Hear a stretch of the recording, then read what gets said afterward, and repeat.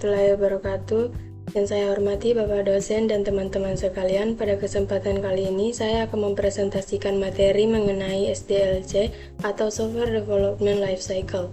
Di era digital ini, pembuatan perangkat lunak bukan sekedar coding sembarangan, tapi memerlukan struktur yang jelas agar hasilnya berkualitas.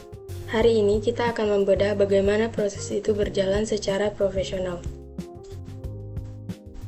Nah, seperti yang tertera di layar, topik utama kita adalah SDLC.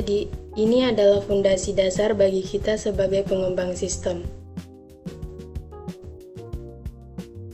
Berikut adalah poin-poin bahasan kita hari ini. Kita akan mulai dari definisi, lalu melihat manfaatnya, membedah 6 fase cara kerjanya, melihat model-modelnya, aspek keamanan, hingga perbedaannya dengan manajemen siklus hidup lainnya.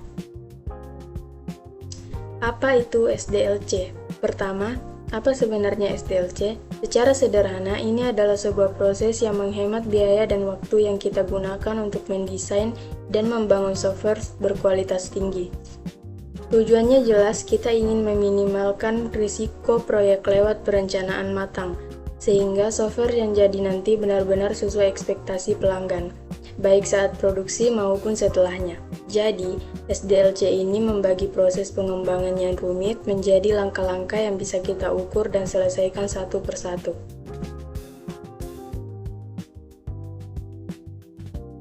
Manfaat SDLC.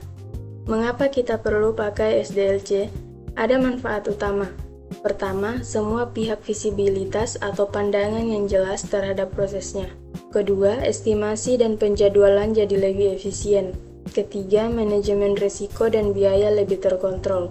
Dan terakhir, pengiriman software jadi lebih sistematis yang berujung pada kepuasan pelanggan.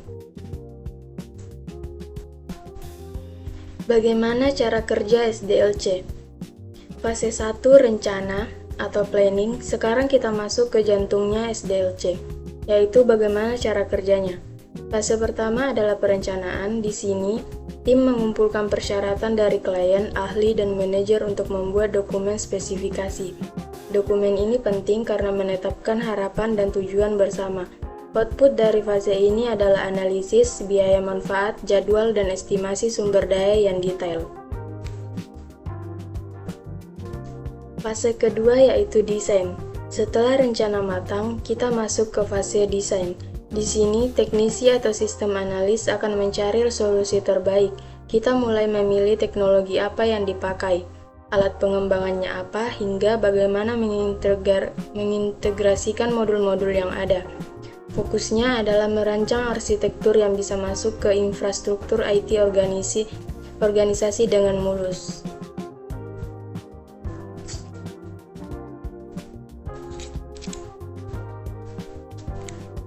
Fase ketiga, penerapan. Fase ketiga adalah penerapan atau sering kita sebut coding. Disinilah tim pengembang mulai menulis kode program. Untuk memudahkan, biasanya tugas coding dipecah menjadi bagian-bagian kecil yang dikerjakan sehari-hari hingga mencapai hasil akhir. Fase keempat, pengujian atau testing. Setelah kode selesai, tidak langsung dirilis, kita masuk ke fase pengujian. Tim akan melakukan pengujian manual maupun otomatis untuk mencari bug. Tujuannya memastikan software bebas error dan memenuhi persyaratan pelanggan. Seringkali fase ini berjalan paralel dengan fase pengembangan agar lebih efisien. Fase kelima, development. Selanjutnya adalah development. Perlu dipahami, software yang dipakai pengguna, lingkungan produksi berbeda dengan salinan yang sedang dikerjakan tim lingkungan build atau test. Pemisahan ini penting agar pelanggan tetap bisa pakai aplikasi meski kita sedang melakukan update. Di fase ini, kita memindahkan kode yang sudah final ke lingkungan produksi. Fase keenam, pemeliharaan atau maintenance. Fase terakhir, namun yang paling panjang adalah pemeliharaan. Tugas kita tidak berhenti saat rilis, tim harus memperbaiki bug yang baru muncul, memantau performa sistem, dan menjamin keamanan. Ini dilakukan untuk terus meningkatkan pengalaman pengguna.